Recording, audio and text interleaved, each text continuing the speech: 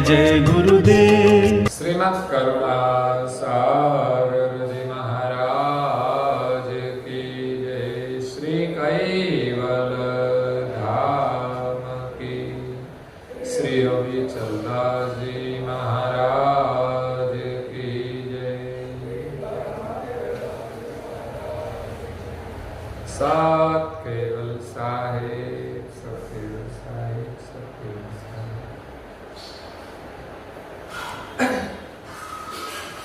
परम गुरु श्रीमद् करुणा सागर रचित पंचम स्वसम वेद यानी पंचम सूक्ष्म वेद, दिव्य परम गुरु जी का आगमन और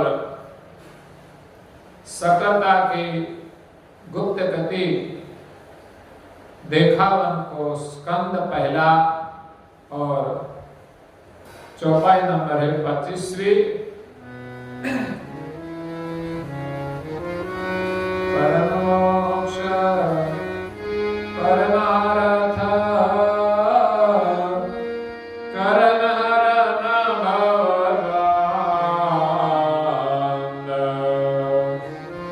आए होने जपति कठयो लहतन देवमाभिनंद।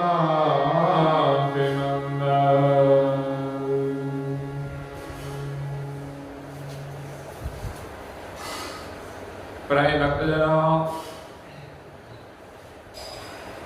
ज्ञान संप्रदाय के आद्य स्थापक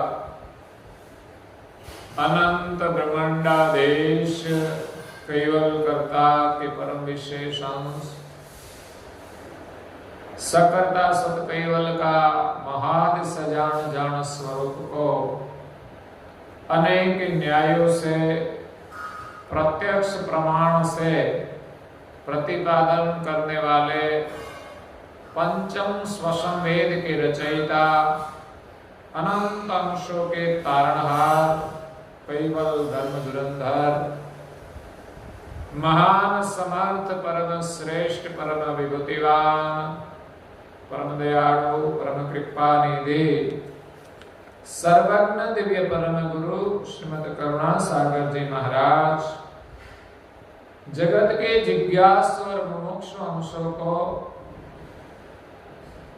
सर्जनहार का ज्ञान का उपदेश देते हुए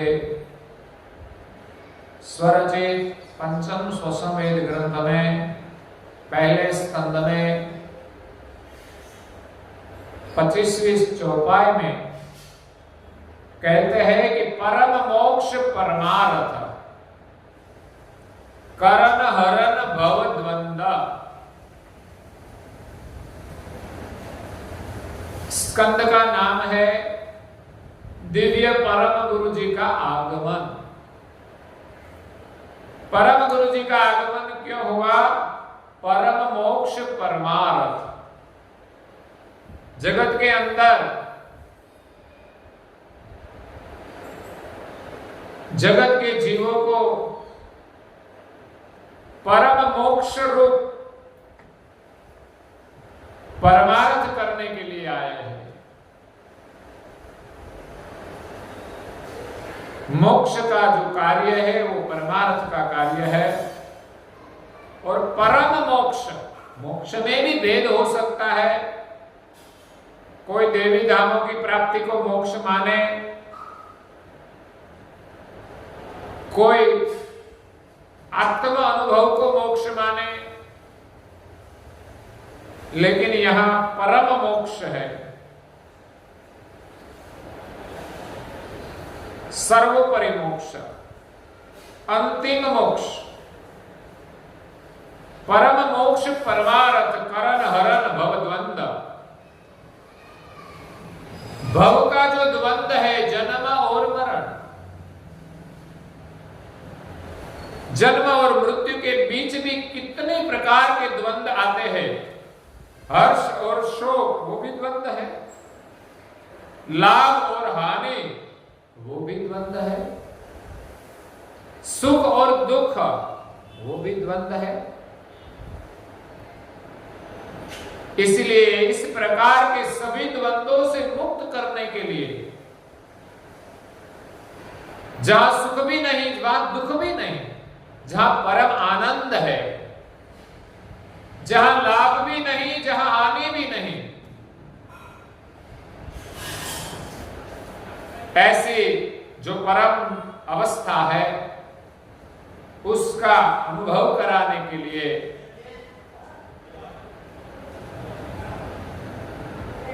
और जहां जन्म नहीं, जहां मृत्यु भी नहीं, ऐसी जो चैतन्य अवस्था है उनका अनुभव कराने के लिए दिव्य परम गुरु जी इस विश्व में दिव्य देह धारण करके प्रकट हुए हैं। आये निज पति पठेऊ। परम गुरु जी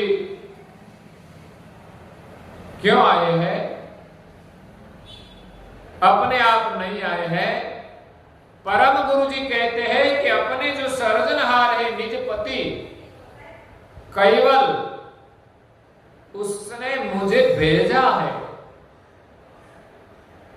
पठे हो लहतन जीव मति मंद, लेकिन संसार के मंदमति के जीव न तो परम गुरु जी को पहचानते हैं, न तो सृष्टि के सर्जनहार को जानते हैं। हमारा सद्भाग्य है कि सृष्टि के सर्जनहार के सानिध्य में से सर्जनहार का ज्ञान और अनुभव लेकर दिव्य देह धारण करके 14 लोक और 7 द्वीप में कर्ता के परम विशेषांश दिव्य परम गुरु श्रीमद करुणा सागर जी महाराज इस विश्व में जगत के जीवों को ज्ञान का उपदेश देने के लिए, जन्म मरण के द्वंद्व से मुक्त कराने के लिए,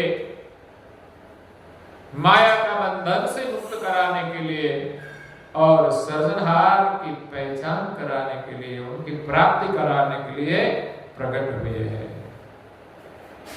कहते हैं आगे, ए सोए हो जग अज्ञान निंदा, ताहि जगावन करे टेर, हे कृपा सिंधु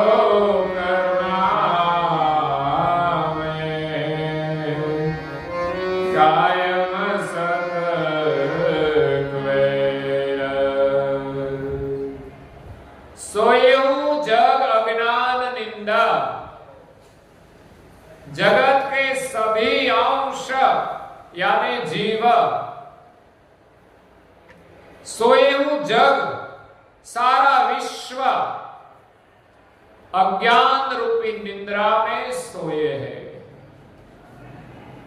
भौतिक जगत का कितना भी ज्ञान हो वो वास्तविक नहीं है। इस शरीर में हम कौन है उसका ज्ञान नहीं है, तब तक हमारे जीवन में अंधेरा ही अंधेरा है। कब मृत्यु आएगी कुछ पता नहीं, तो फिर हम जिसके पीछे दौड़ते हैं उसका उद्देश्य क्या? मनुष्य जीवन का उद्देश्य क्या है? खुद को जानना और सारी सृष्टि जिसने बनाई है, हमें जो जीवन देता है, हमारे लिए जो सुख की व्यवस्था की है, ऐसे सर्जनहार को जानना। इसीलिए संसार में बुद्ध पुरुष, महापुरुष और ऐसे परम पुरुष हमें जगाते हैं कि जागो, जीवन कैसे जीना है वो हमें सिखाते हैं। अज्ञान रूप निद्रा के कारण हम झूठे के पीछे दौड़ते हैं, सत्य को छोड़कर, सत्य को भूलकर। पता नहीं कि श्वास कब रुक जाए।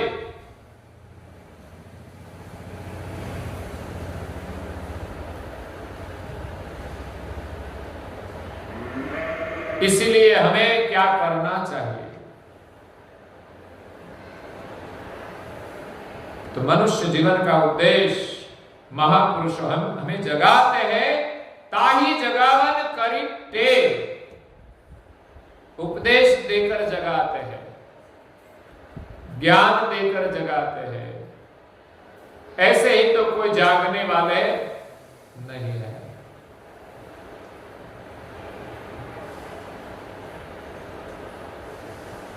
ज्योतिराम पंचाल परम गुरु के अनन्य भक्त थे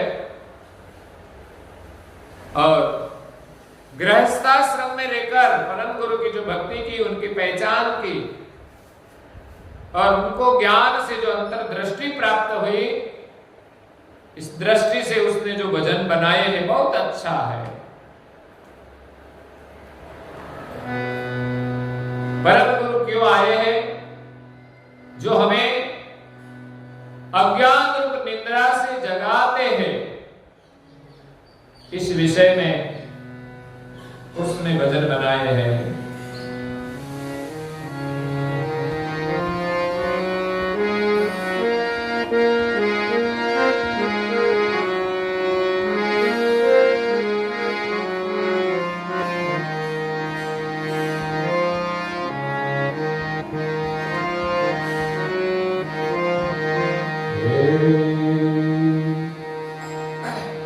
जाग मुसाफिर गाफलिया तेरे आगे काला खड़ाई रहा।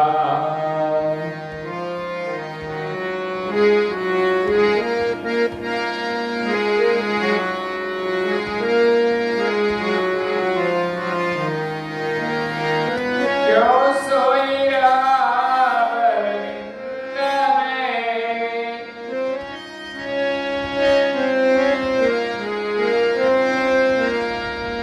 सब माल तेरा लौटाई रहा।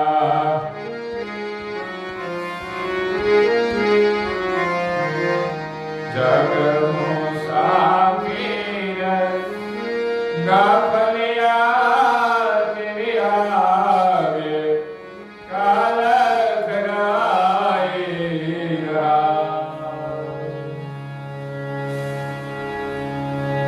क्या कहा? जाग मुसाफिर गाफलिया, गफलत में मत रहना, जागो। स्वामी विवेकानंद जी भी कहते हैं, उठो जागो, ध्येय प्राप्ति तक रुकना नहीं। इस सभी विद्यार्थी को कहा है, सारे मनुष्यों को कहा है कि जीवन में जागो, उठो। कई लोग पथारी में जागते हैं लेकिन उठते नहीं और कहते हैं मैं तो इतने समय से जागता हूं, लेकिन उठे बिना कुछ होने वाला नहीं है। उठना मतलब कुछ करना। सिर्फ हम ज्ञान से समझ जाए तो उसे काम होने वाला नहीं है। जागकर हमें कुछ करना है। जागो, उठो और ध्येय प्राप्ति तक हम लगे रहे। यही हमारा लक्ष्य होना चाहिए। हमारा लक्ष्य होना चाहिए कि हमें क्या करना है। सिर्फ समय के मुताबिक हम काम करें वैसा नहीं, यंत्रवत काम नहीं है। हमें जो अच्छा लगता है, कहीं यहां मदारी आया, कुछ खेल किया, तो क्या हम नहीं रुकेंगे? रुकेंगे कि नहीं? क्योंकि मजा आता है। गांव में कुछ नया होगा तो वहां जाएंगे कि नहीं? अवश्य जाएंगे। देखने को जाएंगे क्या चल रहा है। देखने का भी आनंद होता है, कोई मना नहीं है। इसी प्रकार इसमें भी कोई बड़ा आनंद है। जाग मुसाफिर गाफलिया तेरे आगे काल खड़ा ही रहा। तेरे सामने काल खड़ा है, कब हमें ले जाए पता नहीं। सब कुछ यहां रह जाएगा और ऐसा मूल्य मानव देव फिर कब मिलेगा कितने जन्म बीत जाएंगे, कितना समय बीत जाएगा, हमारा टाइम टेबल सब मिट जाएगा। जो इस भजन के लिए मिला था वो समय हमें और कहीं गवा दिया तो पता नहीं हम कहां कहां समय गवाएंगे। इसीलिए जागना है, एक एक क्षण का उपयोग करना है। हमारी हर प्रवृत्ति प्रभुमय होनी चाहिए। ऐसा जगाते हैं परम गुरु। अज्ञान रूप निद्रा में हम कोड़े हैं और हम प्रभात पद में जाए, वहां तो क्या कहते, मुख्य ने कल्पना, तो दुनिया की कल्पना भी छोड़, जल्पना मन तड़ी, मन में जो जल्पनाएं चलती है उन सभी को छोड़ और क्या करना, तुझ बिना अन्य नहीं कोई दूजो।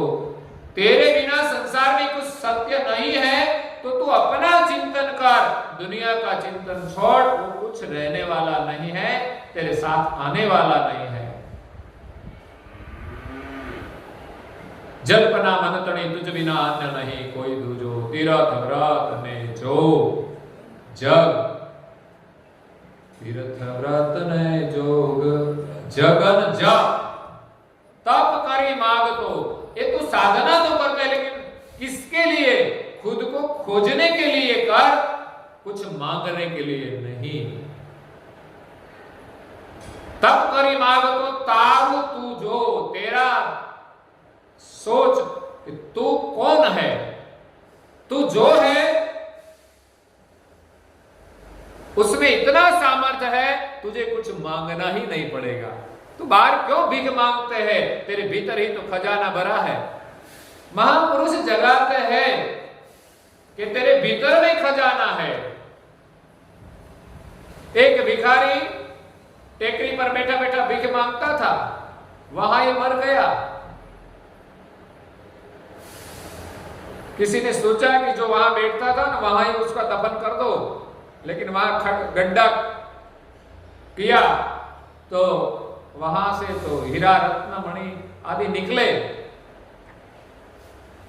तो उसके पर बैठकर जीवन भर उसने भीख मांगी, लेकिन उसके भीतर ही खजाना था, उसको मिला नहीं।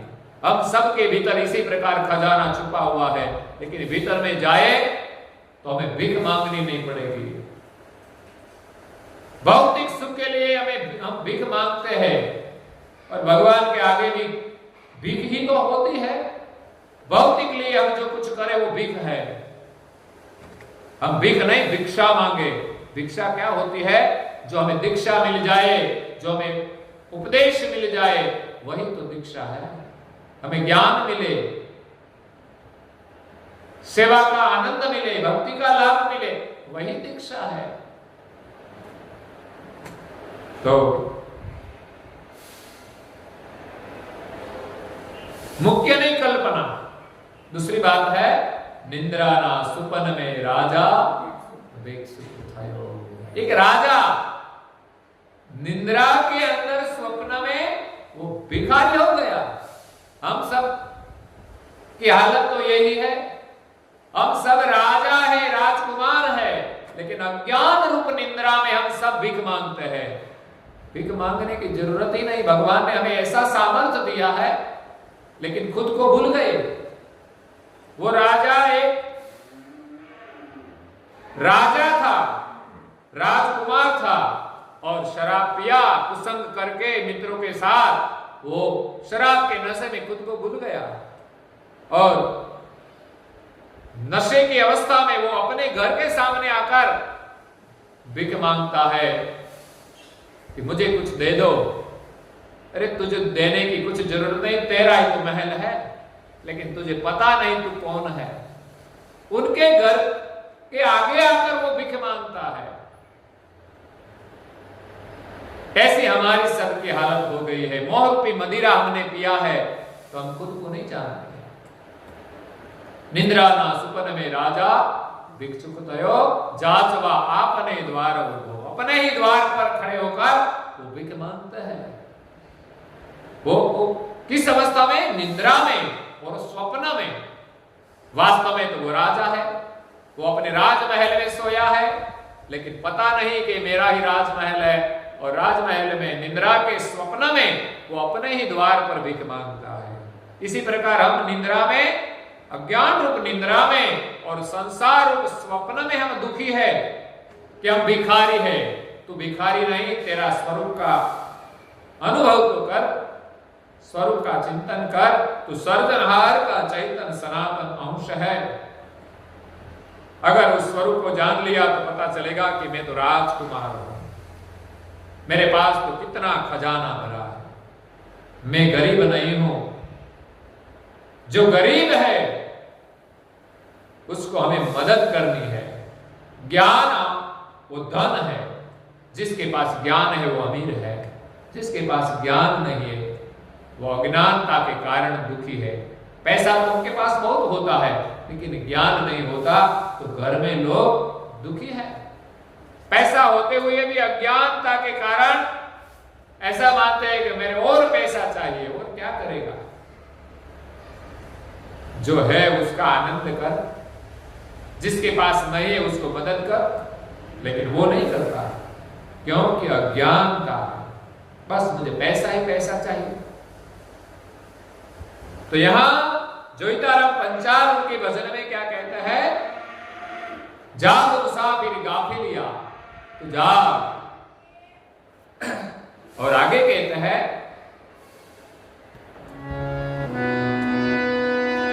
धनवान कुटुंब परिवारन में तेरा जीवन तुझे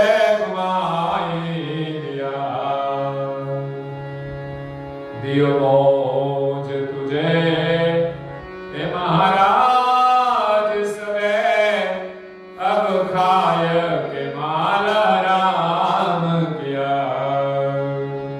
जब मुसाफिर गाफिलिया तेरे आगे खड़ाई। धनमाल कुटुंब परिवारन में तेरा जीवन तुझे गंवाई दिया।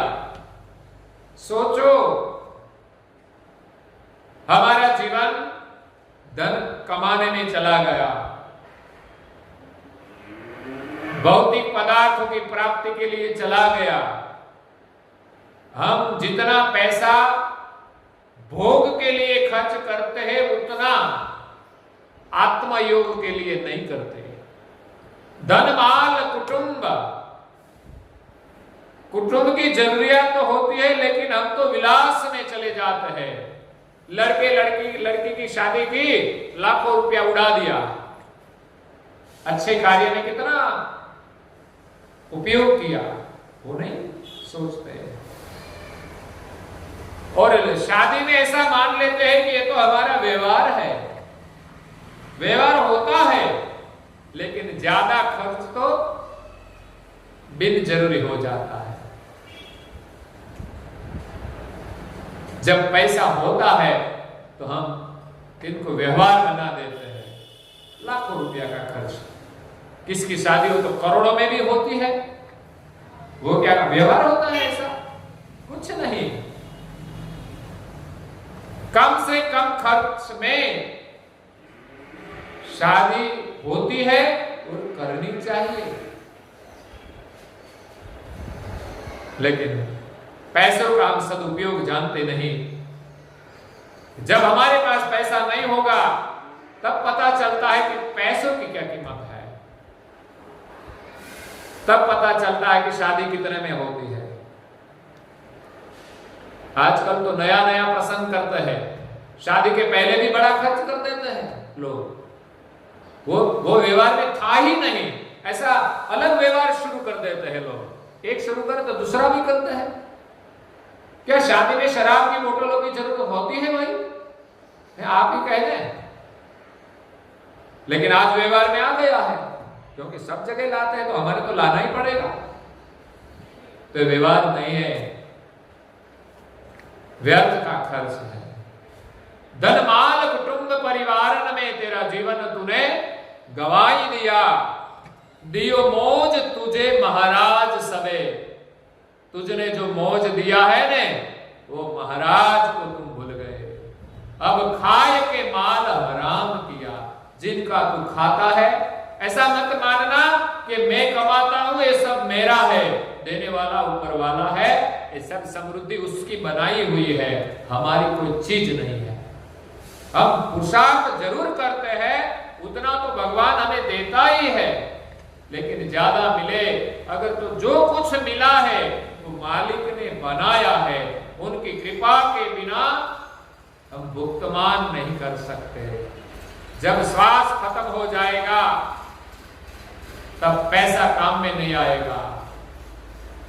इसीलिए कहा अब खाए के माल हराम किया, जिनका तू खाता है उनका तू भजन नहीं करता। उसने मानव देह दिया है, तू भजन नहीं करता तो परिणाम क्या होगा? तुझे घोड़े में जाना, गधे में जाना पड़ेगा, प्राणियों में जाना पड़ेगा, पंछी में जाना पड़ेगा, कीड़े मकोड़े बनना पड़ेगा।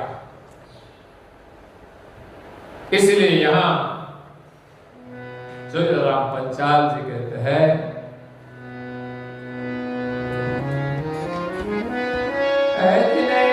खलक रचे प्रलय गन में, किरदार ने काम कमाल किया, प्रभु नाम नफा न विचार किया, प्रभु नाम नफा न विचार किया, तूने कारज तेरा बिगाड़ दिया।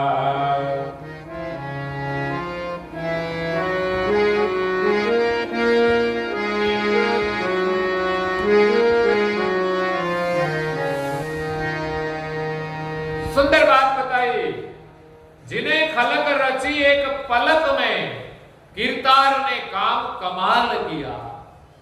सर्जनहार ने एक संकल्प से सारी सृष्टि का सृजन किया है। सर्जनहार की कमाल है। हम तो क्या करते हैं? कुछ नहीं, फिर भी कितना गुमान रखते हैं। लेकिन सर्जनहार ने इस संकल्प से सृष्टि का सृजन किया है। यह अद्भुत कमाल है। उनको आप देखें और उनका सुमिरन करें। प्रभु नाम नफा न विचार किया, ऐसे सर्जनहार का नाम सुमिरन का जो नफा है, लाभ है, उनका विचार नहीं किया। तूने तो सिर्फ धन का लाभ ही देखा। धन का कमाना कोई लाभ नहीं है, धन का कैसे उपयोग करते हो वही लाभ है। अपने निजी जीवन में भी जो सही उपयोग करे तो लाभ है, लेकिन ज्यादा दुरुपयोग करेगा तो हमारा शरीर भी बिगड़े जाएगा, हमारा मन भी बिगड़ जाएगा, हमारी बुद्धि भी बिगड़ेगी, हमारे परिवार के सदस्य भी बिगड़ जाएंगे।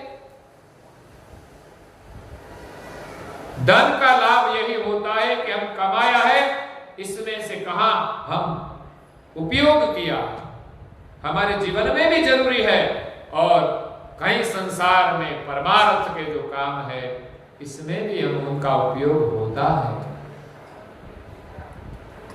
हमें खाना मिल जाए वो तो अच्छी बात है, हमारे पास धन है, लेकिन शायद किसी के भाग्य में नहीं हो, उसको खाना न मिले तो उनका क्या दर्द होता है वो भी हमें सोचना चाहिए। एक दिन हम भूखा रहे तो पता चले कि नहीं खाने का क्या दर्द होता है। शायद एक दिन हम भूखा रहे, शायद दूसरे दिन भूखा रहे तो पता चले कि एक दिन नहीं मिलने के बाद जब ना मिले तब क्या होता है। और मिले तो रुखा सुखा मिले, तो ऐसी परिस्थितियों का भी ख्याल करना चाहिए। मनुष्य जीवन मिला, प्रभु नाम नफा न विचार किया। प्रभु नाम का जो नफा है, यहां कैवल की धुन आधा घंटा चले तो हमें लाभ लेना चाहिए। हमारे घर में भी लेना चाहिए। भजन कीर्तन चले तो हमें यहां आकर बैठना चाहिए। हम बोल नहीं सकते, शायद हम गा नहीं सकते, तो सुन तो सकते हैं। सुनने से बहुत बड़ा लाभ होगा। कलयुग में हरि नाम की महिमा है। आप शायद आपके पास पैसा ना हो, ज्यादा दान न कर सको, तो कोई जरूरी नहीं है, लेकिन हरि का नाम तो ले सकते हो। तुम इतना तो गरीब भी नहीं हो कि इतना तुम बीमार ग्रस्त नहीं हो, रोगग्रस्त नहीं हो कि तुम हरि का नाम न ले सको। ऐसा तो कलयुग भयंकर नहीं है कि लोग हरि का नाम न ले सके। हरि का नाम का लाभ क्या होता है? गुरु नानक ने बताया, सभी बुद्ध पुरुषों ने भी कहा है, हरि नाम की महिमा है, संसार के दुख का विसर्जन हो जाता है। गुरु नानक जी ने तो कहा, भय नाशन दुर्मति हरण, कवि में हरे को नाम।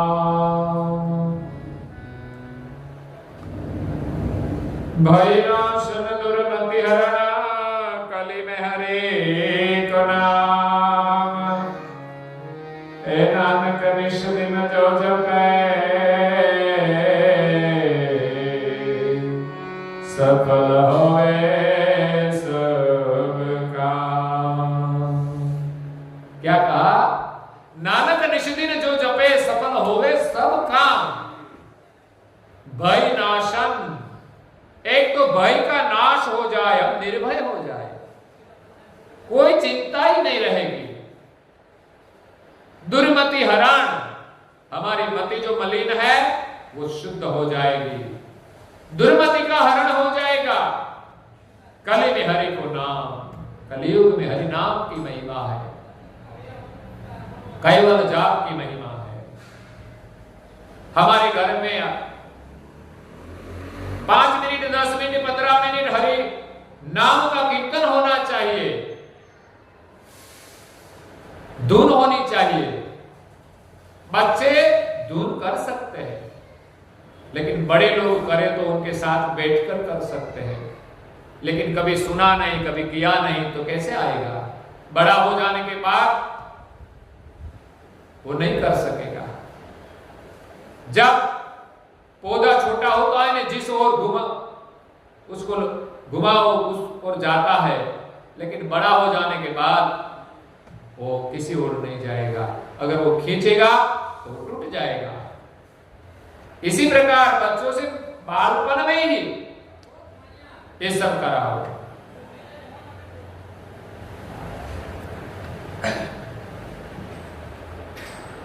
वृद्धोपसेविनाम कीर्तनीय मतो बाल्यकाल हरि नामे सवे। तो यहां हरि नाम की महिमा है। भज मन होवे सफल सब काम, कैवल नाम सत कैवल नाम। हे कैवल नाम की महिमा भारी, नाम जपो तुम है नर नारी। कैवल से पाओ अमर धाम, कैवल से पाओ अमर धाम। कैवल नाम सत कैवल नाम। केवल नाम की महिमा परंपार है। तो यहाँ परम गुरु जी हमें जगाते हैं, हम जागे और हरि का सुमिरन करें। और चौपाई वो कुछ भी कहती है, और हमारा भजन भी तो पूरा नहीं हुआ है, वो महत्वपूर्ण चौपाइया है, हम कल सुनेंगे। और आज के प्रवचन को यहाँ विराम देते हैं। श्रीमद् करुणा सागर जी महाराज की। श्री कैवल धाम की जय। श्री अविचल दास जी महाराज की जय। सत केवल साहिब, सत केवल साहिब, सत केवल साहिब।